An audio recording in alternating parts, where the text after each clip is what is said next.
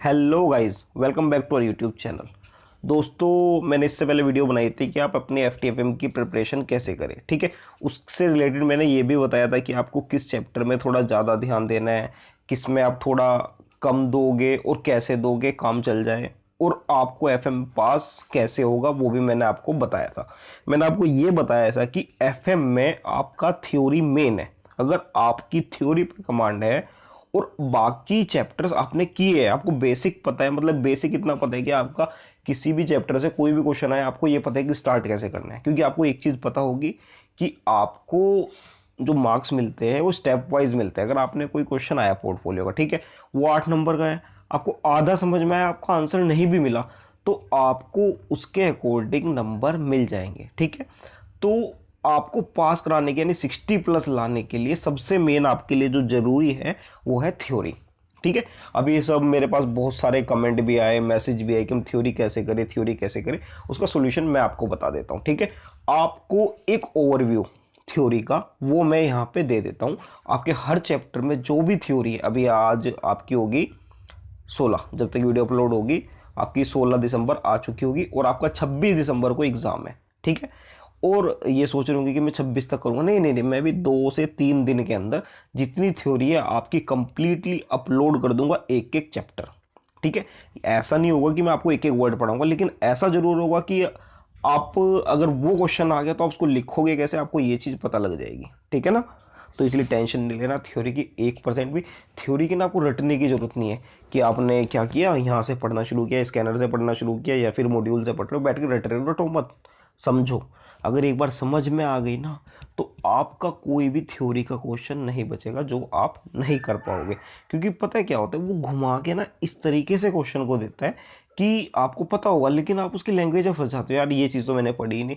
अब बाकी पूछ वो वही रहा होता है जो आपने ऑलरेडी पढ़ा हुआ है। मैं अभी आपको क्वेश्चन आंसर फॉर्म में ही दिखाऊंगा कि आपको प्रिपरेशन कैसे करनी है। ठीक है, और आप कहोगे यार अभी पढ़ाई कहाँ से कर रहा हूँ मैं, देखो ये है मेरे पास आपका प्रैक्टिस मैनुअल। ठीक है, प्रैक्टिस मैनुअल जो कि आपको आईसीएसआई की वेबसाइट से मिल जाएगा। ठीक है, इसमें जो भी आपका थ्योरी वाला पोर्शन है वो मैं यहाँ पर कवर करने वाला। आप कहोगे यार ये पूरा है क्या, हमारा सिलेबस तो नहीं कम रह जाएगा? भाई जितना इसके अंदर दिया हुआ है ना वो मोर देन इनफ है। अगर आप इतनी भी थ्योरी करके जाते हो तो मैं 100% श्योर हूँ कि आपके अगर 10 क्वेश्चन थ्योरी के आए तो आपको 8 क्वेश्चन इसी में से मिलेंगे, ये पक्का है। लैंग्वेज थोड़ी डिफरेंट हो सकती है लेकिन आएगा इन्हीं में से। ठीक है, तो आप इसके ऊपर बिलीव कर सकते हो कि यहीं से आपके क्वेश्चन आने वाले हैं। ठीक है, ओके, चलो अब स्टार्ट करते हैं आपके चैप्टर 1 से। अब ये मत सोचना कि मैं आपको एक एक वर्ड पढ़ाने वाला हूँ, लेकिन हाँ अगर मैंने आपको के सामने कोई क्वेश्चन पढ़ा तो मैं ये ज़रूर बता दूंगा कि आपको उसको लिखना कैसे है। ठीक है, आप उसको लिखने की पोजीशन में आ जाओगे, आप उसको ब्लैंक नहीं छोड़ोगे, ये कन्फर्म है बात। ठीक है, जिस तरीके से मैं आपको चीज़ें समझा कर यहाँ से लेकर चलूँगा। ठीक है, चलो सबसे पहली चीज़ जो हम अभी यहाँ पढ़ने जा रहे हैं, आपका चैप्टर 1। आप कभी भी कोई अगर स्टार्ट कर रहे हो ना अपना चैप्टर, ठीक है, आप एज ए थ्योरी के पॉइंट ऑफ व्यू से स्टार्ट करो। आप प्रैक्टिकल भी कर रहे हो ना तो आपको चैप्टर का मतलब थ्योरेटिकल पता होना चाहिए कि अगर मेरे को डायरेक्टली अब चैप्टर का नाम दे दो और उसके बारे में थ्योरी लिखनी है तो मैं कैसे लिखूंगा। ठीक है, भले वो प्रैक्टिकल है, आपका डिविडेंड डिसीजन है वो प्रैक्टिकल है।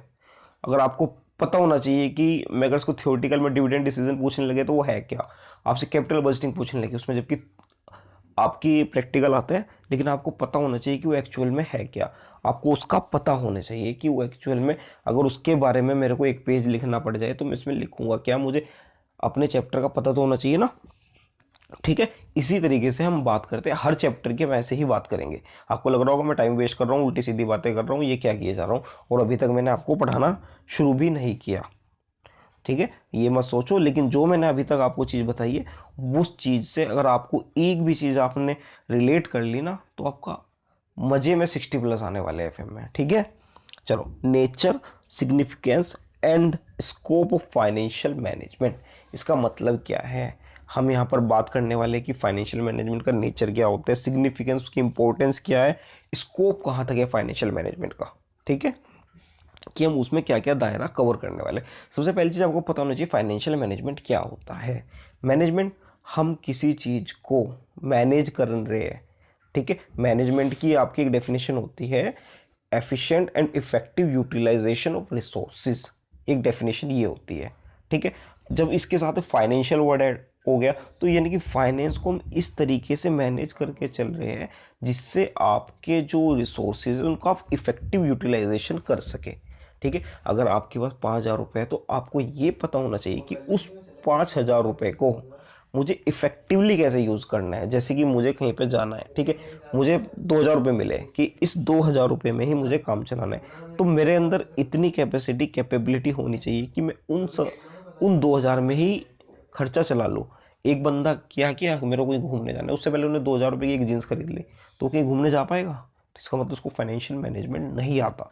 अब एक दूसरा बंदा है, उसको लगा कि मेरा कपड़े खरीदे बिना काम चल सकता है, मेरा इतना कन्वेंस में खर्चा हो जाएगा, इतना मेरा वहाँ जाके स्टे में खर्चा हो जाएगा, वहाँ पे जाके कुछ खाऊंगा उसमें खर्चा हो जाएगा, उसके बाद भी कुछ पैसा बचा के लेके आ जाएगा वो। अगर आपको प्रॉपर फाइनेंशियल मैनेजमेंट आता है तो वो उस चीज़ों को मैनेज करके ले जाएगा फाइनेंशियल लेवल पे, ठीक है। ये हो गया एक इंट्रोडक्शन इस चैप्टर का, ठीक है। Financial management can be defined as the management of flow of funds and deals with the decision making, ठीक है, done. Financial management deals with the procurement of funds and their effective utilization in the business. मैंने आपको बताया, आप अगर इसको, अगर आपके पास आता है question what is financial management, आप इसको मैनेजमेंट की डेफिनेशन लिखो, effective and efficient utilization of resources. Resources क्या है यहाँ पे? फाइनेंशियल। आपको फाइनेंस से रिलेटेड आप उसको इफेक्टिव यूटिलाइजेशन अगर कर रहे हो उस फाइनेंस का, तो आपका प्रॉपर फाइनेंशियल मैनेजमेंट कहा जाएगा, ठीक है। चलो ठीक है। अब फाइनेंशियल मैनेजमेंट में मेन 3 डिसीजंस होते हैं। यार मैं कहते हैं इसमें पेंसिल अगर काम कर रही होगी ना तो आपको, हाँ है, चल रहा है। देखो उसमें मेनली ना 3 है, investment, financing and dividend decision.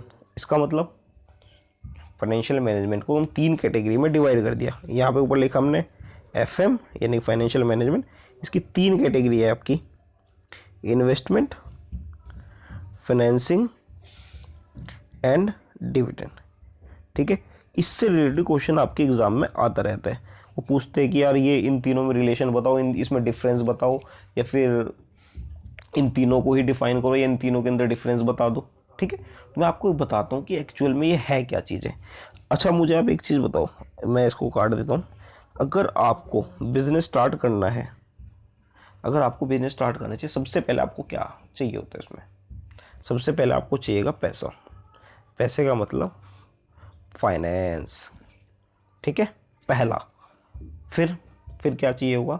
उस पैसे को आप कहीं पर लगाओगे, उसको बोलेंगे इन्वेस्टमेंट, ठीक है। आप जब उससे कमाओगे तभी तो आप अपना डिविडेंड दे पाओगे, है ना, यही था ना बात। तो सबसे पहली एक्टिविटी क्या हुई फाइनेंशियल मैनेजमेंट में? Financing decision. यानी अगर हमें अपना बिजनेस करना है तो उससे रिलेटेड फाइनेंस हम कैसे लेंगे, वो शॉर्ट टर्म लोन होगा या लॉन्ग टर्म लोन होगा, या फिर सिक्योर्ड होगा, अनसिक्योर्ड होगा, लेंगे तो बैंक से लेंगे या फिर पब्लिक फाइनेंशियल इंस्टीट्यूशन, या फिर हम कहीं बाहर से लेंगे या किसी लोकल बंदे से लेंगे। सबसे पहला डिसीजन आपका जो आएगा वो आएगा फिनेंस। जब तक ये नहीं आएगा तो आप इन्वेस्टमेंट की सोच भी नहीं सकते। इन्वेस्टमेंट तो तभी होगी ना आपकी जब आपका पैसा होगा। तो आपका पहला स्टेप हो गया फिनेंसिंग, देन आओ गया आपका इन्वेस्टमेंट, देन जब आपने पैसा बिजनेस में इन्वेस्ट कर दिया तो उसके बाद आप जो पैसा कमाओगे, जो प्रॉफिट का पार्ट होगा, उसी से तो आप डिविडेंड दोगे ना। समझ रहे हो मेरी बात को? ठीक है। तो इस तरीके से ये तीनों चीज़ें इंटरलिंक्ड है। इससे रिलेटेड आपका कोई भी क्वेश्चन आए तो एक मैं आपको एक ट्रिक बता देता हूँ इसकी कैसे करना है। आपसे वो जैसे पूछे कि फाइनेंशियल मैनेजमेंट एक्सप्लेन करो, आपको पता है ये 3 चीज़ें। आप एक यहाँ पे सुंदर सा चार्ट ऐसे बना देना, आपके अगर 5 में से 3 नंबर आ जाएंगे, वो फाइनेंशियल और मैनेजमेंट की डेफिनेशन दो और ये 3 चीज़ें चार्ट में बना के लिख दो, हो गया आपका काम। ठीक है। अगर आपको आता है डिफरेंस बिटवीन इन्वेस्टमेंट डिसीजन और फाइनेंसिंग डिसीजन, सबसे पहले तो आप ये डिफाइन कर दो उसमें कि फाइनेंशियल मैनेजमेंट का पार्ट है, उसमें एक चार्ट बना दो। फिर आप जो मैंने आपको एग्जांपल दिया है कि पहले आपको फाइनेंस चाहिए, फिर इन्वेस्ट करोगे, फिर डिविडेंड दोगे, एज एग्जांपल लिख दो। इससे आपका क्वेश्चन हो जाएगा और आप अपनी बात को समझा पाओगे। आप यहाँ मोटिव समझो एग्जामिनर का, वो ये चाहते हैं कि अगर आपसे कोई चीज़ पूछते तो आपको प्रैक्टिकली उस चीज़ की नॉलेज है भी या नहीं। वो आपसे बुक की लैंग्वेज नहीं मांग रहा कि आपको एग्जैक्टली वर्ड टू वर्ड वो चीज़ लिखी होनी चाहिए, उसको ये चाहिए कि आप वो चीज़ें समझ भी पा रहे हो नहीं पा रहे हो, उसका मेन मोटिव है वो ये है। ठीक है भाई, इसको आप समझा लोगे, मैं समझ गया। तो यानी कि आपका क्वेश्चन नंबर 1 कंप्लीट। देखो देखो देखो देखो, briefly explain dividend decision and what factors are to be considered while taking dividend decision. आप डिफाइन तो इसको कर दोगे एक्सप्लेन, क्योंकि मैंने आपको समझा दिया डिविडेंड डिसीजन क्या है। उससे पहले आपको ये दो भी समझाने पड़ेंगे, फाइनेंसिंग और इन्वेस्टमेंट। ठीक है, उसके लिए फैक्टर्स क्या क्या है, ये चीज़ आपकी याद करने की हो सकती है कि एक फैक्टर क्या क्या मैटर करता है आपके डिविडेंड डिसीजन में। सबसे पहला फैक्टर तो आपका ये है कि आपकी जो फर्म है, जो आपकी कंपनी है, उसने अर्निंग कितनी की है। अर्निंग होगी तभी तो आप डिविडेंड दे पाओगे। ठीक है, फिर आपको फंड की रिक्वायरमेंट है कि नहीं, आपको रिटेन अर्निंग की रिक्वायरमेंट तो नहीं, अगर आपको रिटेन करना है अपने बिजनेस में ही। ठीक है, बाकी आपका रिटर्न कितना कमा रहे हो, अगर आपकी रिटर्न आप ज़्यादा कमा रहे हो तो आप उसको रिटेन करोगे फिर तो, है ना। अगर आपकी रिटर्न नहीं कमे तो आप उसको वापस कर दोगे। इस तरीके से आपको फैक्टर्स देखने हैं। ठीक है, ये मैंने आपको बता दिया, investment, financing and dividend decision inter related, ये मैंने बता दिया। ठीक है, चलो आपके 3 क्वेश्चंस मैंने आपको बता दिए। ठीक है, क्लियर। कोई डाउट हो तो कमेंट में पूछ लेना, मैं पक्का रिप्लाई करने वाला हूं। The goal of profit maximize does not provide us with the operationally useful. इसके बारे में हाँ चलो मैं बता देता हूँ इसका। ये इसमें ना 2 क्वेश्चंस बनते हैं, इसलिए मैं थोड़ा रुक गया यहाँ पे, कि आपके ऑर्गेनाइजेशन के क्या गोल होना चाहिए, प्रॉफिट मैक्सिमाइजेशन होना चाहिए या वेल्थ मैक्सिमाइजेशन। ठीक है, इसके बारे में आपको मैं थोड़ा बेसिक बता देता हूँ। ये आपके 2 मोटिव है, एक तो प्रॉफिट मैक्सिमाइजेशन, एक है आपका वेल्थ। ठीक है, प्रॉफिट का मतलब हो गया आपका शॉर्ट टर्म है, आप बहुत ही ज़्यादा शॉर्ट टर्म की सोच रहे हो। ठीक है जी, आप शॉर्ट टर्म, वो कितना शॉर्ट टर्म है, ये नहीं कि 1 दिन की 2 दिन की, नहीं, एक फाइनेंशियल ईयर की यहाँ पर बात चल रही है कि आपको इस फाइनेंशियल ईयर में कितना प्रॉफिट कमाना है। प्रॉफिट मैक्सिमाइजेशन में आप प्रोडक्ट वाइज भी देख सकते हो। ठीक है, आप डिपार्टमेंट वाइज भी देख सकते हो, इस डिपार्टमेंट की अर्निंग कितनी आ रही है, उससे प्रॉफिट कितना आ रहा है। ठीक है, तो जब आप प्रॉफिट कमाओगे, ठीक है, तो अब लॉन्ग टर्म में उससे कितना सेविंग करके अपनी वेल्थ को बढ़ा पा रहे हो, उसको बोलते हैं लॉन्ग टर्म में वेल्थ मैक्सिमाइजेशन डिसीजन। ठीक है, तो यहाँ पे आपसे ये क्वेश्चन पूछा जा सकता है कि पहले तो इन दोनों को एक्सप्लेन करो कि है क्या। आप समझ गए, प्रॉफिट आप जो मैक्सिमाइजेशन है आपका वो शॉर्ट टर्म गोल है, और वेल्थ मैक्सिमाइजेशन आपका लॉन्ग टर्म गोल है। ठीक है, पहली चीज़। दूसरी चीज़, हम ये शॉर्ट टर्म के लिए देखते हैं, वो हम लॉन्ग ड्यूरेशन के लिए देखते हैं। ठीक है, ये थोड़ा नैरो कॉन्सेप्ट है आपका प्रॉफिट मैक्सिमाइजेशन, वो आपका वाइडर है। मैंने आपको 3 बता चुका है यहाँ पे। ठीक है, और डिपेंडेंसी की बात करें, वेल्थ वेल्थ जो मैक्सिमाइजेशन डिपेंड है वो प्रॉफिट वाले पे है। ठीक है, जब तक आप प्रॉफिट नहीं कमाओगे तो आप वेल्थ नहीं जनरेट कर बढ़ा पाओगे अपने बिजनेस में। ठीक है, इस तरीके से ये चीज़ यहाँ पर काम करती है। आप इसको पढ़ोगे तो आपको लगेगा कि ये ऑलमोस्ट वही चीज़ जो मैंने आपको समझाई। अब आती है बात फाइनेंशियल डिस्ट्रेस एंड इंसॉल्वेंसी। इन दोनों चीज़ों में डिफ्रेंशिएट करो। पहली चीज़, फाइनेंशियल डिस्ट्रेस क्या सिचुएशन है। एक तरीके से जब आप इसको पढ़ोगे आपको ऑलमोस्ट दोनों चीज़ें सेम लगेगी। क्या कि दोनों ही कंडीशन में आपकी फाइनेंशियल कंडीशन ठीक नहीं है। पहले वाली फाइनेंशियल डिस्ट्रेस हम किस किस कंडीशन को बोल सकते हैं, कि आपके पास इनफ पैसा नहीं है कि आप अपने लोन्स को रीपे कर सको, आप उनका इंटरेस्ट रीपे कर सको, तो उसको बोला जाएगा फाइनेंशियल डिस्ट्रेस।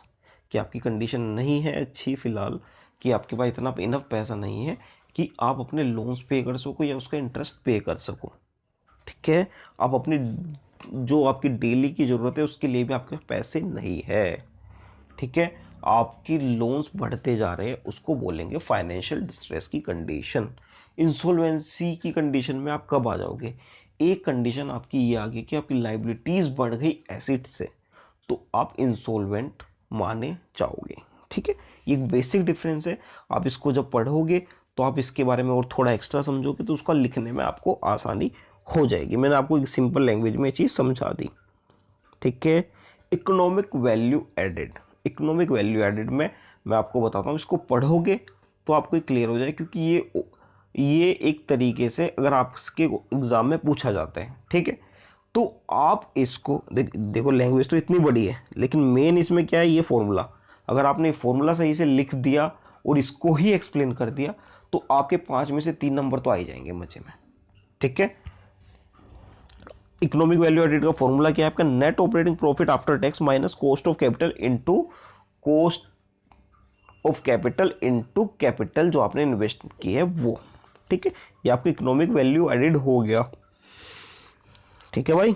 चलो, लिक्विडिटी एज ए डिसीजन, ये फिर वही आ गया, लिक्विडिटी के बारे में बात कर रहे हैं यहाँ पे। हाँ, ये जो फाइनेंशियल डिस्ट्रेस वाला है ना, financial distress, insolvency and liquidity. Liquidity का मतलब है कि आपकी कैपेबिलिटी, अपने शॉर्ट टर्म जो आपकी लायबिलिटी है उसको पे करने की कैपेबिलिटी, उसको बोलते हैं आपकी लिक्विडिटी कंडीशन, जिसके लिए हम एक रेशो कैलकुलेट करते हैं, current ratio, current asset upon current liabilities. आपसे अगर लिक्विडिटी के बारे में पूछता है तो आप वो भी वहाँ पर मेंशन कर सकते हो। रिटर्न ऑन इन्वेस्टमेंट आपको पता है क्या होता है। रिटर्न ऑन इन्वेस्टमेंट ये होता है कि जो हमने इन्वेस्टमेंट की है उस पर हमारी रिटर्न कितनी आ रही है, उससे रिलेटेड यहाँ पर आपको पूछ रहा है, ठीक है। देखो आप कहोगे यार ये क्या हम बता रहे हैं, तो नॉर्मल चीज़ है, ये पढ़ के बता दिया इसने, ये क्या एक्स्ट्रा कर रहा है। देख, जो चीज़ बताने की है, समझाने की है, वो मैं यहाँ पर आपको बताऊँगा, कि आपका ज़्यादा टाइम वेस्ट नहीं करूँगा। मेरा मेन मोटिव ये है कि आपके कम टाइम में आपका रिवीजन हो जाए, ठीक है। चलो, role and functions of financial sector. अब आप एक चीज़ ये भी सोच रहे होंगे कि यार इतना सा बता रहा है, इससे लिखने से थोड़ी ना काम चल जाएगा। देखो बात क्या है, आप प्रोफेशनल लेवल पर अभी एग्ज़ाम दे रहे हो तो आपको रटने की ज़रूरत नहीं है, ना एग्जैक्टली समझने की ज़रूरत है। आपको सिर्फ हिंट चाहिए कि ये चीज़ क्या है और आप उसको अपनी लैंग्वेज में सही तरीके से बना के लिख दो। ये नहीं कि आपको बना के लिखना है तो चेपना उल्टा सीधा आप कुछ भी बना रहे हो, कहानियाँ चल रही है, कहानियाँ नहीं बनानी। आप प्रोफेशनली चीज़ों को सोचो और बनाओ, तो आप बहुत बेटर लिखोगे। जब आप खुद एनालाइज करोगे, एक्सप्लेनेशन कैपेबिलिटी आपकी आएगी, तो आपकी जो स्किल्स है अंदर की वो खुद इंप्रूव होगी। तो ये चीज़ एग्जामिनर भी नोटिस करते हैं, इसके मार्क्स मिलते हैं, ठीक है। ये नहीं है कि आपसे पूछ तो रहा है वो लिक्विडिटी, अब वहाँ पर अपना फाइनेंशियल डिस्ट्रेस एक्सप्लेन करके आगे, ऐसा नहीं होना चाहिए। आपको जो पूछ रहे हैं वो करो, थोड़ी लैंग्वेज आप नॉर्मल भी रखोगे चल जाएगा काम, ठीक है। फाइनेंशियल सेक्टर के आपके रोल एंड फंक्शन से आप पढ़ लेना। और आपका एक इम्पोर्टेंट क्वेश्चन आ गया, क्वेश्चन नंबर 7 है, जरा देखो इसमें क्या है। एक फाइनेंशियल मैनेजर के मेन ड्यूटीज़ क्या क्या है, ठीक है। फोरकास्टिंग ऑफ कैश फ्लो, उससे कैश फ्लो के बारे में पता लगाना कि एक्चुअल में रिक्वायरमेंट कितनी होने वाली है। रेजिंग फंड्स, जब पता लग गया कि हमें कितना फंड चाहिए तो उसको लेना कहाँ से। Manage the flow of internal funds, जो इंटरनली जनरेटेड फंड्स यानी जो हमने प्रॉफिट वगैरह कमाया तो उसको मैनेज कैसे करना है, उसका यूज़ कैसे करना। To facilitate cost control, cost भी कंट्रोल करके चलना, ये भी एक फाइनेंशियल मैनेजर की ड्यूटी है। To facilitate pricing of product lines and services, forecasting profits, measuring required return, managing assets, managing funds, ठीक है। दोस्तों देखो ये जो इस तरह के क्वेश्चंस है, आप इसमें जैसे कि तुमने 8 पॉइंट दिए, आपको 8 के 8 करने की नीड नहीं है याद करने की। आप इसमें से 4 या 5 भी कर लोगे तो मोर देन इनफ है। जैसे कि पहले बात तो फोरकास्टिंग ऑफ कैश फ्लो, ठीक है। फिर उसको रेज कैसे करना है, आप इसमें ये भी ऐड कर सकते हो कि उसको इन्वेस्ट कहाँ करना है, ठीक है। Management of flow, cost cut control, ये जो मेन इजी आपको लग रहा है वो आप इसमें से याद कर लेना। ये याद करने वाला है, जो आप मुझे लगेगा ना याद करने वाला, मैं आपको बता दूंगा। इसमें पूरे में सिर्फ आपके लिए याद करने वाला ये पॉइंट है, इसमें आपको पॉइंट वाइज याद करना पड़ेगा, ठीक है दोस्तों। ये आपका चैप्टर 1 कंप्लीट हो गया। अभी देखते हैं हम नेक्स्ट चैप्टर शुरू करेंगे। अगर अभी तक आपने हमारे चैनल को सब्सक्राइब नहीं किया तो कर लेना। Thank you so much, bye bye.